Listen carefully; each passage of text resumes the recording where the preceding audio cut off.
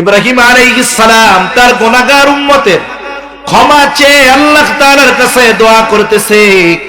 কি দোয়া?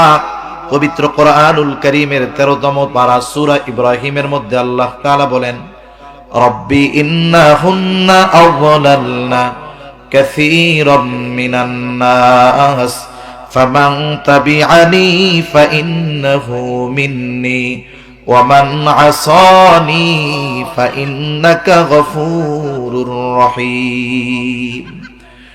ইব্রাহিম আলাইহিস সালাম বলতেছে, রব, এই প্রতিমাগুলো, এই মূর্তিগুলো অধিকাংশ মানুষকে পথচ্যুত করে ফেলেছে, পথভ্রষ্ট করে ফেলেছে। তবে ফামান তাবিআনি ফাইন্নাহু মিন্নি, যারা আমার আনুগত্য করেছে তথা মূর্তি পূজা বাদ দিয়ে ঈমান এনেছে, ফাইন্নাহু মিন্নি, সে তো আমার দলভুক্ত। তবে ওমান আসানি, যারা ঈমান আনে নাই, যারা আমার আনুগত্য করে নাই, ঈমান যদিও না আনে, তারা তো ইব্রাহিম আলাইহিস সালামেরই উম্মত। ঠিক কিনা বলেন?